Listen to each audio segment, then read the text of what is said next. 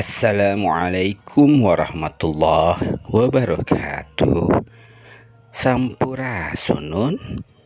Alhamdulillah wa syukurillah. Wilujeng tepang dangu deui sareng Mang di Jomantara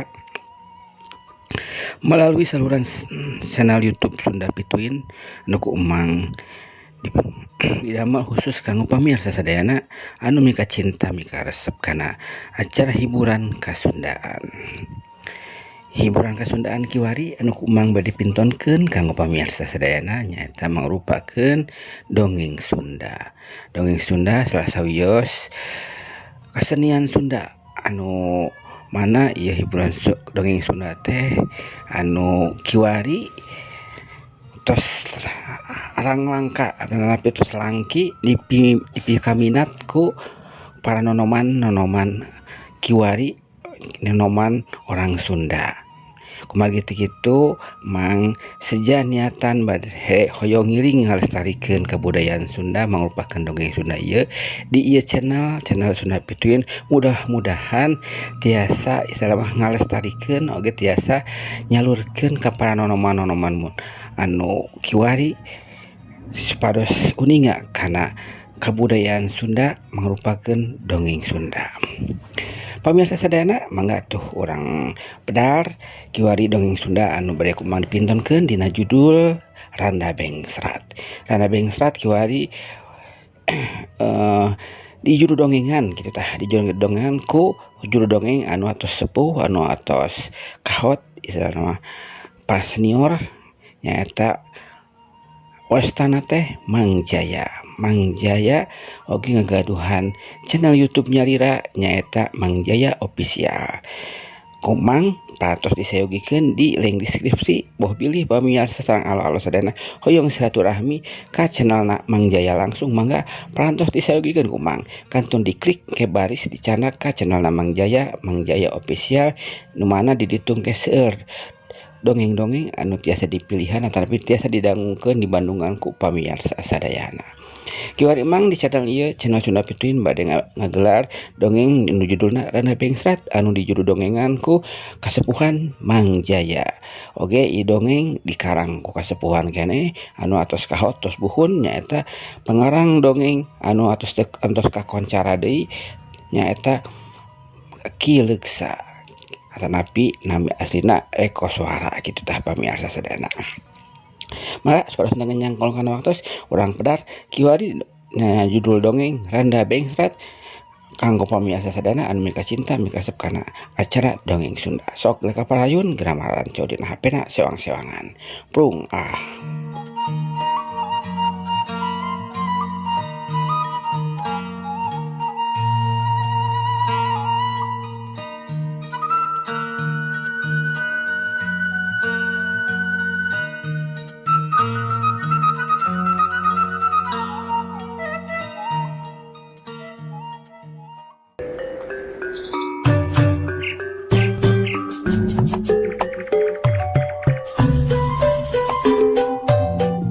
Para mitra kaum dangu, wilujeng tepang dangu sareng acara matuh dongeng enteng pangbeberahmana.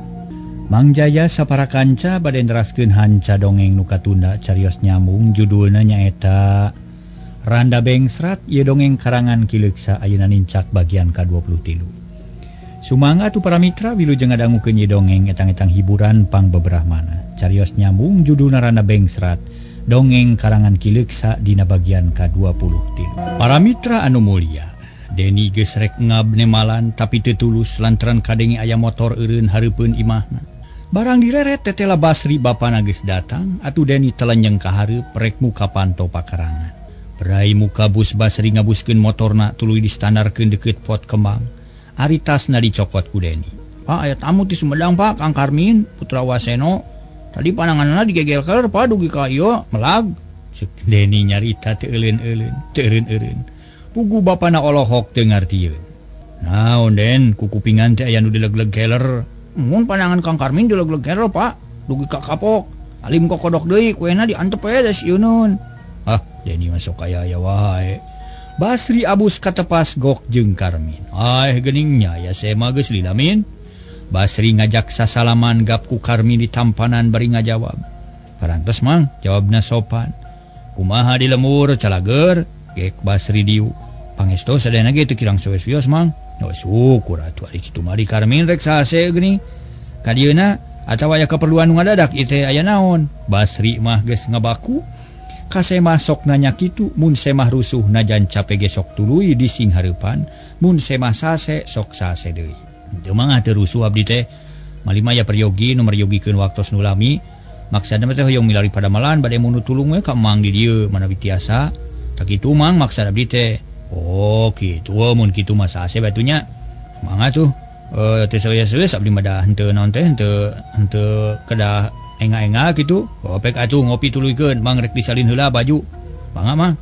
Basri ninggalkeun tepas bus ka kamarna tuluy disalin ku pakaian pareman. Tekung silila geus jol deui ka Karmin.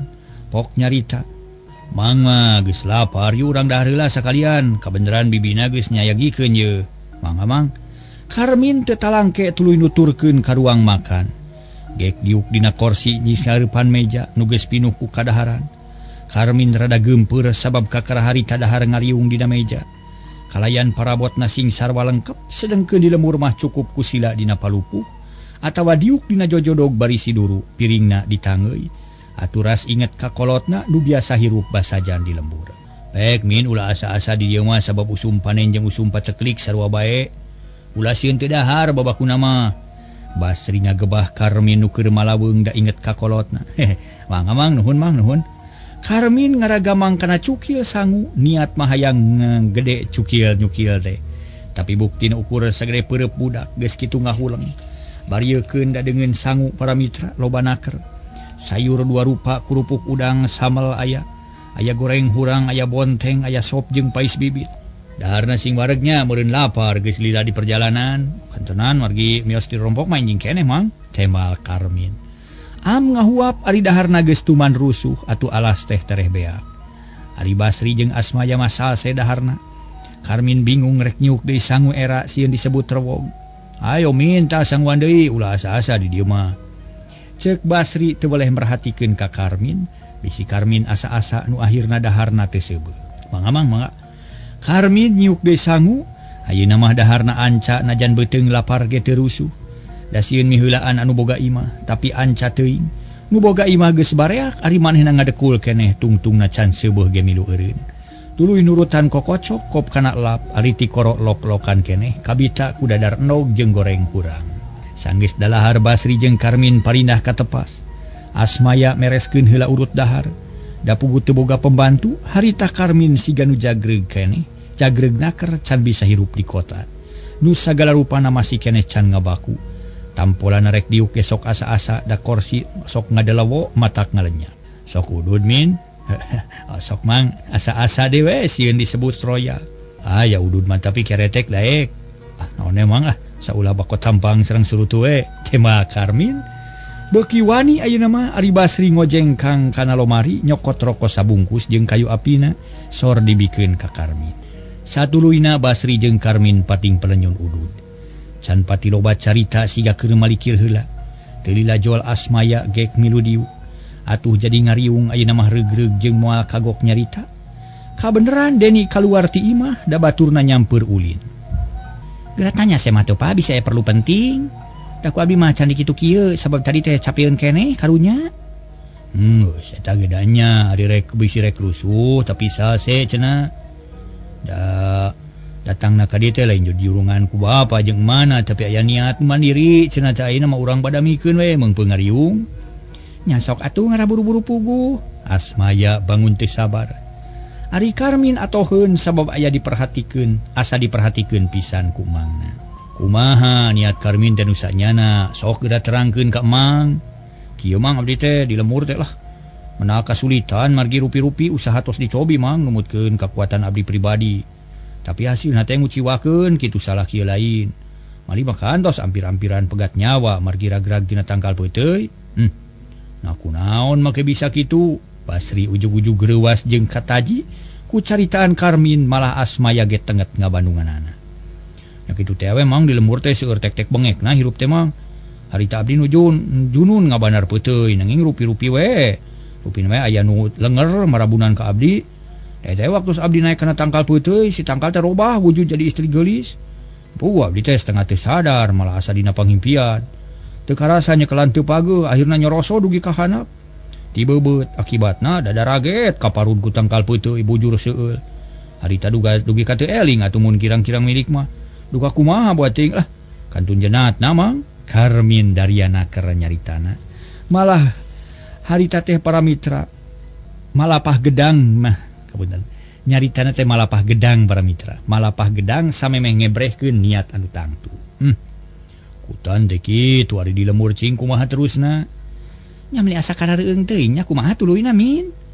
Eta mah kieu mang oge di lemur teh seueur banar nu ngarasa kaelehkeun ku abdi teh. Mari unga nu kagungan peuteui ngicalna teh ka abdi wae. Peda eta dina mayarna abdi mah sok lancar, kadangkala ditimpahan sareng sok rada onyoy teu nu sanes. Akhirnya banar-banar kitu teh ngewaeun ka abdi teh mang kitu tah jantanna teh. Ih kudu luwes atuh ari usaha min. Ngeunaan harga ulah sok maehan batur. Kudu umum jeung nu loba kilang barang hiji mah nyieun sabangsa koperasi. Ngara bisa usaha babarengan panari aing-aingan mah kitu balukarna. Aya nu teu ngeunaheun meureun teh. Maos abdi mah lepat margi teu gaduh pengalaman tuh damang. Tanya atuh kakolot tetawa kanu geus loba pengalaman dina urusan dagang eta. Maksudna ngarah usaha hasil kalayan salamet. Hartos lagi mang nanging kitu abdi mah jadi maraon teh lah bang baungeun margi cilaka tina dagang teh sanes sakali wae. Oh tina naon deui nu gagal teh atuh. Ngabanar muning kantos nurutan aki kapungkur. Tapi dah teu gaduh elmuna eta ge keuna kana rugi jeung rugi we malih mah hampir cilaka gede. Kumaha lalakona di lemur loba nu araneh geuning muhun mang. Hiji waktos mah abdi teh diajar jadi banar muning. Dina hiji waktos menak muning pelen meni badag lah. Sugan mah tanukna ge lah cigana mah tanukna ge jingrong, dagingna ge kanel, lajeng ku abdi ditawar-tawar.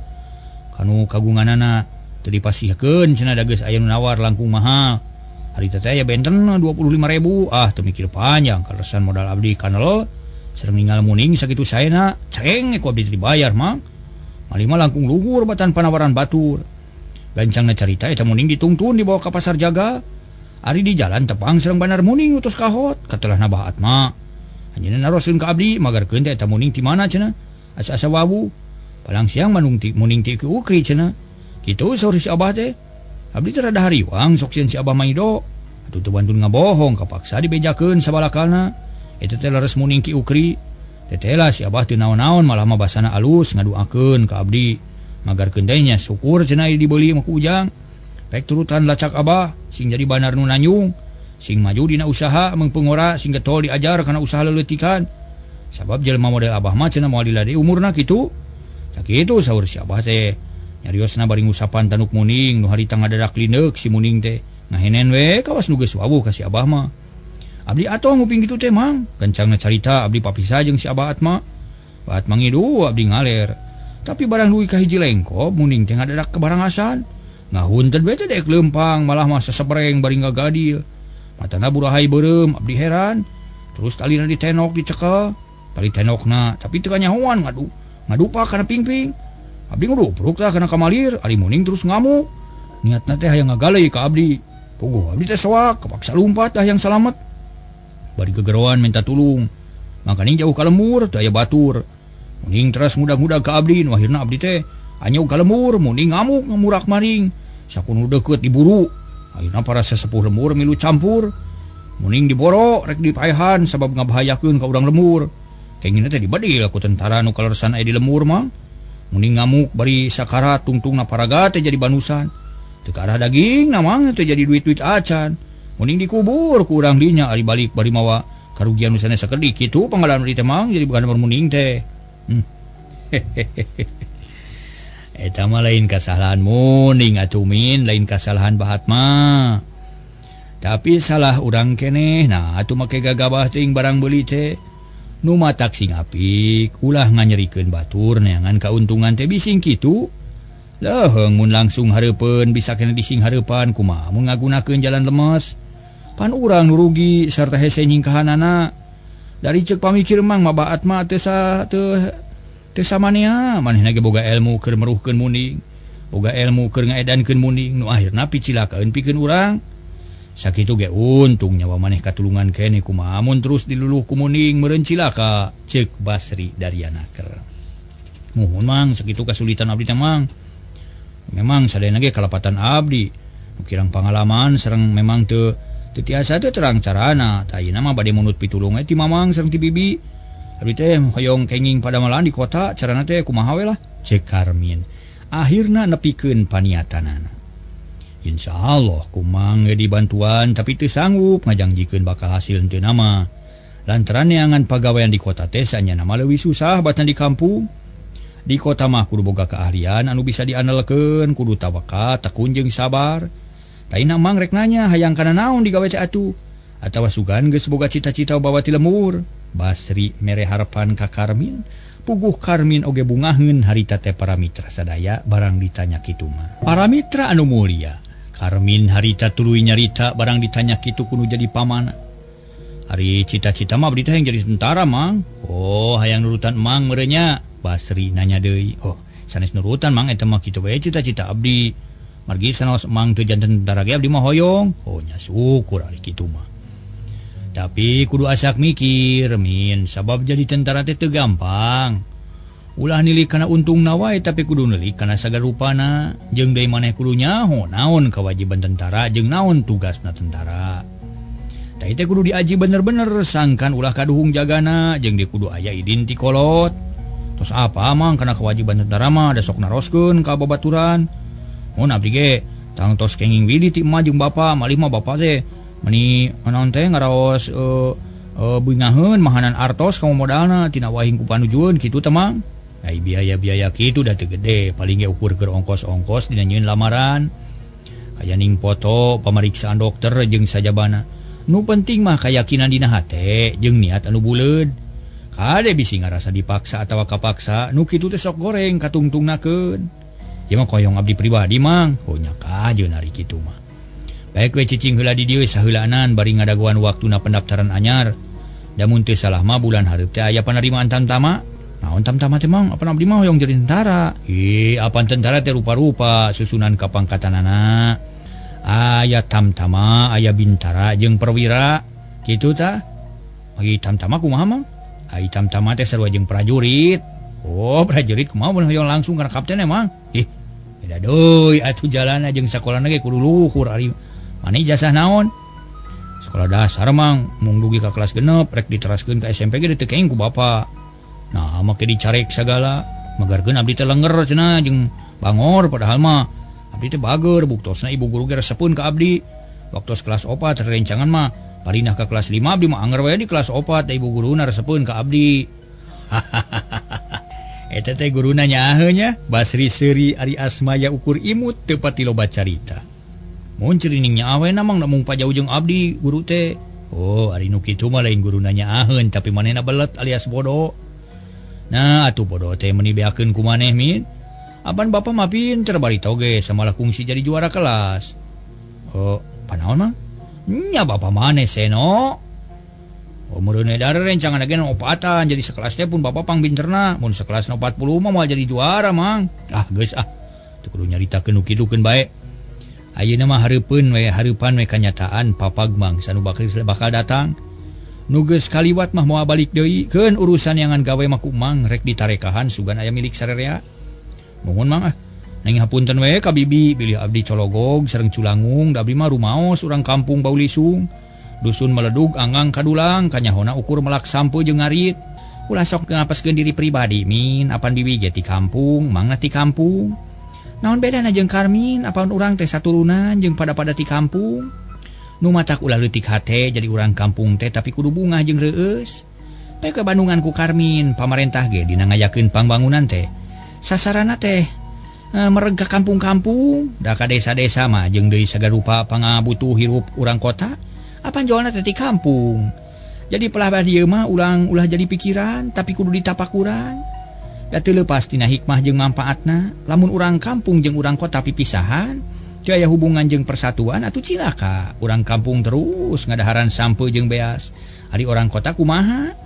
Meureun loba nu dahar mobil kudu ngadaharan mobil mah atuh nu nyieun radio kudu ngadaharan radio tah supaya ulah kitu kota jeung desa kudu nyambung ngahiji babarengan ngajalankeun pangbangunan supaya silih jejehkeun silih untungkeun nu kieu ngaranna terpadu ceuk Asmaya capetangna keur nyaritana da puguh geus tuman sok mere ceramah ka ibu-ibu di lingkungan eta mohon bi kartos bi ari kitu mah abdi tereueus gaduh kolot anu jembar panalarana seueur ilmuna ageung tanggung jawabna ka masyarakat mugi-mugi we tujuan abdi teh laksana bi ngarah tiasa ngabantu ceuk Karmin ngebrehkeun eusi hatena atuh Asmaya gede hate lantaran caritaanana dianggap jeung ditengetan ku Karmin.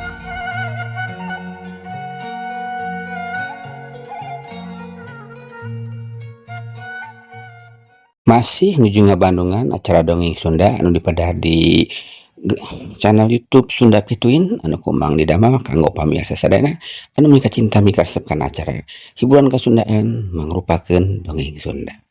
Mangga atuh geura kapadayon deui geura ngarancu dina hapena sawang-sawangan dina ngabandungan ieu acara dongeng Sunda. Sok prung.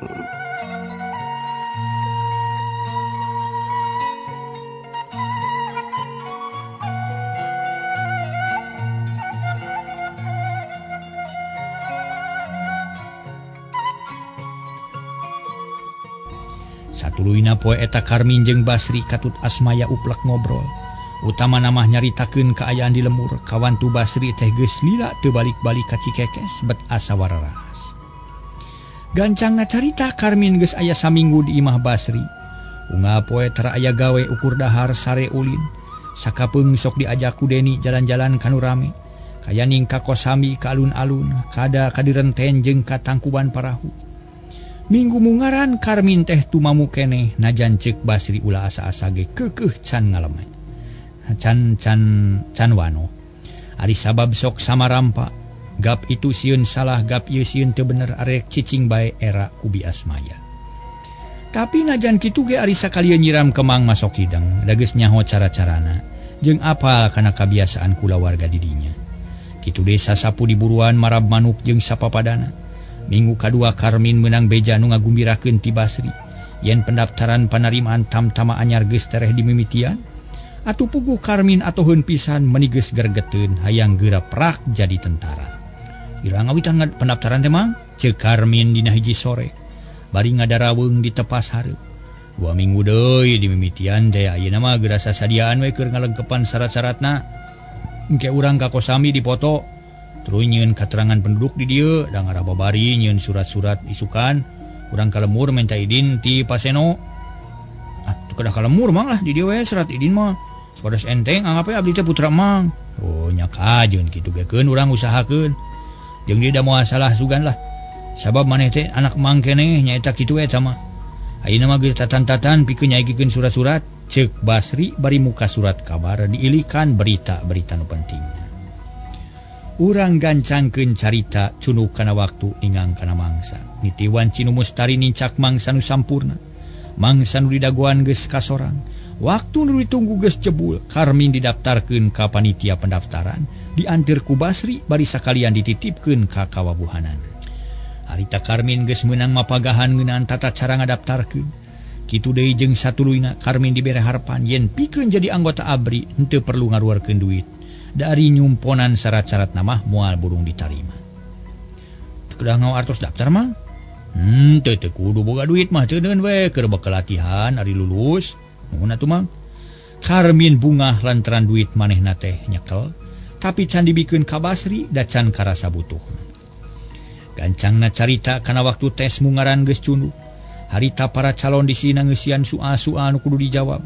Karmin mimiti bingung lantaran TTA soal teh keur manehna hese pisan, jabat tulisan ge curat caret hese kabacana. Tapi teu burung kelar ngan teuing ari bener henteu nama. Rengse tes tulis diteruskeun ka nu sejen. Kaya ning pamariksaan kasehatan, tes jasmani jeung nu sejen-sejena deui. Di dinya para mitra Karmin mimiti saber lantaran loba nu kaku jeung pikasa lempang. At komo deui basa di tes panon mah dititah maca huruf nu ditujukeun ka pamariksa, ditunjukkeun ku pamariksa. Rek ngajawab kalah kagempeur jabade para mitra paroho deui saware. Harita Karmin ngomong jero hatena. Waduh, cilaka ibu aing teu lulus ya. Gerentes hate Karmin dina hiji poe. Harita baturna keur nungguan giliran rek dipariksa fisikna. Awakna para mitra. Ari Karmin melenyon udud bari nangtung teu kanyawan tak-tak anu nepak sarta rokok dipiceun. Aya sanu miceun rokok kuring? Karmin malik. Ari breh petugas atuh Karmin ngahuleng era jeung reuwas.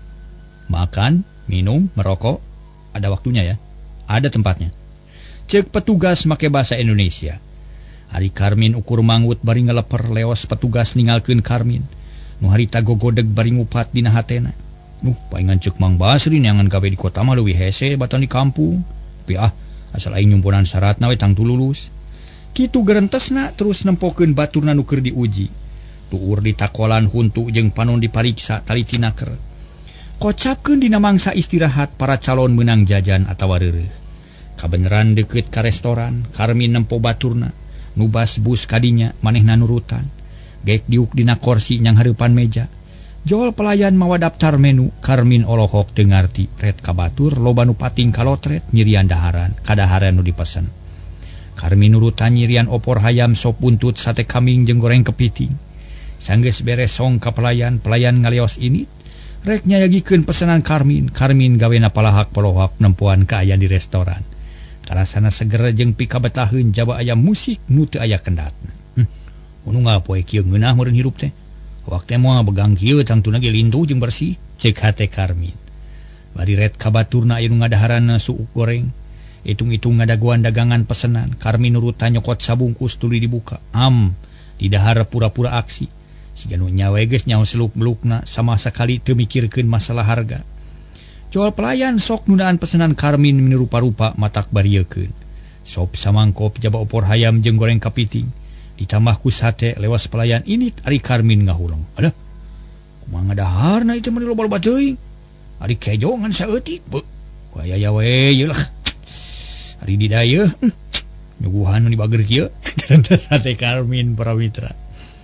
Kop kana sangu celebek dahar jeung sate karek beak satiir kop kana sop. Kop dekan opor hayam deungeunna numpuk sanguna geus beak. Karmin kutap ketak bari rarat-reret ku juru panon nempuan batur. Bari jeung hate geumpeur Karmin lekasan daharna. Deungeun sangu teu beak tapi kaacak kabeh. Puguh we barang direken teh Karmin ngajenghok kudu mayar 3.800-eun. Geuning kudu mayar 3.800-eun. Wadag yo cek hatena tapi teu kadada sieun wiwirang. Kusiwal ngaluarkeun duit sok dibikeun ka pelayan. Leungeun Karmin ngaleper lantaran inget duit nu dipake dahar teh meunang nginjem ti aki jama hasil ngajual sap. Karmin kaluar ti restoran ngeluk tungkul semu bingung kaduhung bet abus ka restoran. Padahal warung sangu leuletikan ge aya tapi da geus kapalang ayeuna mah ukur bati kaduhung we cenah para mitra. Baranggok kanu ngariung Karmin pada nanya. Karmin ngajawab bari aksina keur yen manehna boga ngaran Karji Mintarja. Disingkatna jadi Karmin. Nah tu para mitra cicing di Patra Komala di Kapten Basri sarta ngakueun bapana. Nu ngarariung ungut-ungutan kabeh percaya. Da memang Karmin siga loba duit buktina bieu ge bijil ti restoran. Mun kuring ditepungkeun jeung nu ngaran Karmin. Moga-moga we sing aya mangfaatna cik atuh kuring tulungannya yang lulus yeuh. Macarana anjeun mah da anak tentara tuh cek hiji jajaka ngaran Iman. Duka teuing urusan eta mah. Kuring ge teu terang tapi urang coba-coba we diwadulkeun ka bapanya. Cek Karmin beuki aksi timbul rasa reueus dina hatena asa aing pang akangna. Muhun samemehna gekeun lah urusan panarima engke mah paneuri da bapa kuring sadia duit keur nyogok bisi perlu cek Iman. Terang-terangan manehna ngakukeun urang Cileunyi. Urusan duit mah nomor 5 nu penting mah lulus we heula. Boga duit mending jajankeun sing seubeuh, udud sing seubeuh. Karmin beuki gumasep loba gaya. Cik menta rokona tuh piraku teu sabatang-batang acan, cek baturna nu ngaran Sadli. Cigarek muji kana omongan Karmin. Karmin bingung da manehna teu mawa rokok, bieu ge tas kareurewasan ku dahar di restoran. Tapi dasar geus geuna ku panyakit agul Karmin. Teu nemongkeun nu bingung kalah kapok nyarita gaya naker. Waduh, kaunan beak rokok teh euy cing meuli sabungkus. Ku siwal ngaluarkeun duit sok dibikeun ka Sadli atuh menu ceuring hak ato. Kunaon min? Naon we sakayang anjeun lah. Ngan kuring pangmeulikeun anu koneng. Cek Karmin nyebutkeun merek rokona. Leo Sadli ini trek meuli rokok. Teu lila geus datang deui mawa rokok 3 bungkus. Nu hiji dibikeun ka Karmin rokok mahal, nu dua pok rokok keretek beureum. nempok itu hate Karmin ngajenghok duit 5.000-an teh ngan nyesa 3.000 leuwih saeutik da Sadli ngepeul permen deui.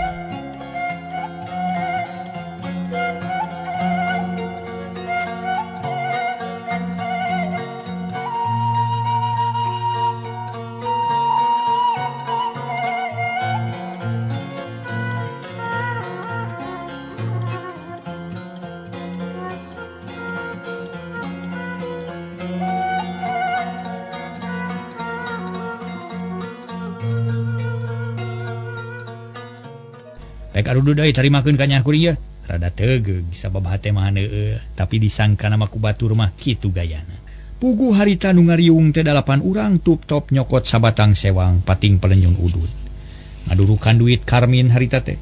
Malah mah para mitra, Karmin sorangan milu melenyun tapi sajeroning udud teh hate mah tetep ngabedegel. Ari hase prokok karasa pait matak lieur jeung lalanyung, tapi babaturan mah kabeh gegenna. Ngarasa gerah suka bunga gelumbira. Boga sobat anyar nu bager jeung berehan meuni hipu naker di olonan. Unggal poe kitu jeung kitu bae para mitra tepi kareng senates. Para calon baralik ka imahna masing-masing. Tinggal ngadaguan pengumuman. Karmin leumpang ngalenghoy teu kana beca, teu kana bemo lantaran duit ngan karisa eutik bisi teu mahi keur bakal. Nu 100.000 teh kali 15.000 deui da unggal poe dipake awunta. Beunang ka olo ku batur kamari geus ngarasa kaduhung, tapi isukna der kitu. Sabab geus kapalang ku baturna terus-terusan diaroloan pada ngadeuketan jeung pada muji dabongan salah mimitina. Nasib kumaha mun bapa jeung manyahoan nya tada teuing we amokna ka aing. Komo mun kanyahoan ku aki mah geus pasti aing jadi carekan laklak dasar. Cek hate Karmin. Bari ngalenghoy leumpang sorangan ngaliwatan jalan anu kiduleun Stadion Siliwangi. Keur kitu lar aya beca tukang beca nawaran sopanaker. Beca den? Mohon mang.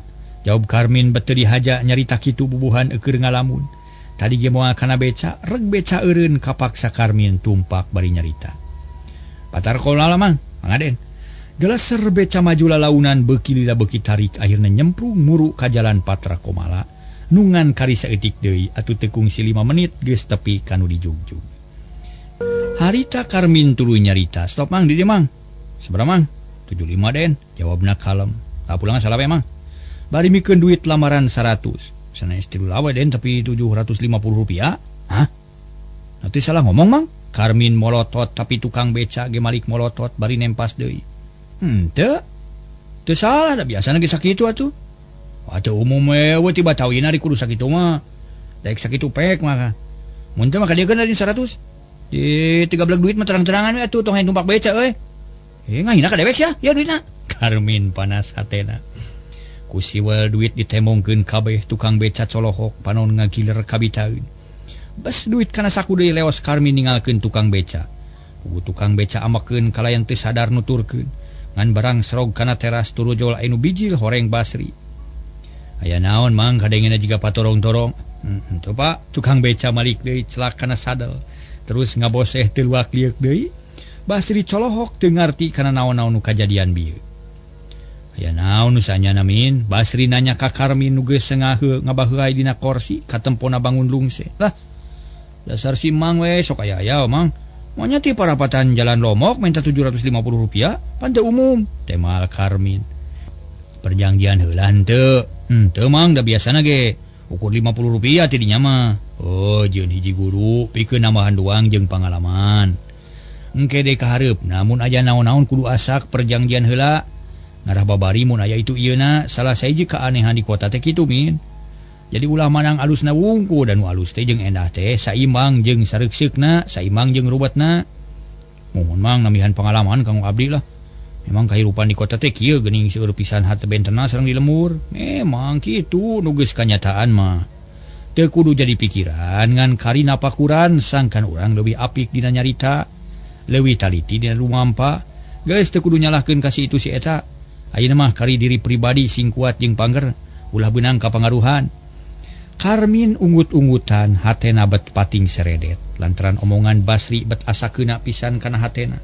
Da puguh Karmin sanyana mah keur kabung bulengan. Ari rasku karugian beak duit teu puguh, kaolo ku babaturan katipu ku kaayaan teu bisa mawa diri. Yung dah heula engke urang tuluykeun ngobrolna, ceuk Basri. Karmin tebaha manehna cengkat lalaunan bus ka kamarek ganti pakaian. Geus kitu ngoloyong ka ruang makan didinya geus nyampak sangu jeung lalawuhna. Mangga geus mina sok sing jongjo daharna. Ceuk Asmaya bari nuna cai teh gigireun alas Karmin. Leos katepas nyampeurkeun Basri nu keur ngadaweung datang-datang gek diu. Tapi can waka nyarita kalah melong ka jalan nempokeun nu leumpang bari nanggung barabadan siga nu rariduna keur. Karmin geus dibere dahar, ceuk Basri ngamimitian nyarita. Keur rati tadi ge sangu mah geus sayagi, syukur atuh kieu mah. Bieu teh Karmin jiga nu manggih katugenah sababeda dina paromana, asa teu cara sasari. Katurug-turug tukang beca jiga nu ngahaja nyieun gara-gara rek ngabobodo ka Karmin. Hal ieu jadi pamikiran pikeun akang mah, ceuk Basri deui.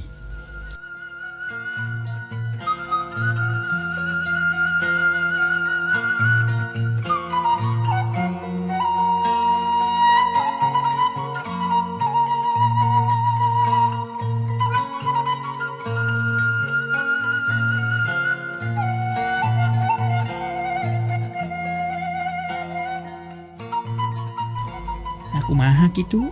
Asmaya katara bangun leuwas, melang bisi dina hiji mangsa Karmin dipargat ku tukang beca. Ngan hanya kale waktuna kaburu beak ieu teh. Mitra sadaya. Waktos tanya kapan pamirsa sadayana? Hapunten nya urang cekapkeun harugi ka dieu. Carios dongeng anu judulna Randa Bengsrat karyana Kileukse anu dijudul dongengan ku Mang Jaya. Urang tenden dihandelem hieum, ulang tunda dihanjuang siang peranti nyokot tinggalkeun. Insyaallah enjing urang samper deui. Hatur nuhun pamirsa sadayana kanggo kasatiaana sang atensina tetep manco di ieu Garuda di ieu channel. Hatur nuhun, hapunten sagala kakirangan Mang dina medar ieu dongeng sekalepatan atapi anu kirang sapagodos sareng pamirsa sadayana. Mang undur diri, wabillahi taufiq wal hidayah. Wassalamualaikum warahmatullahi wabarakatuh. Cag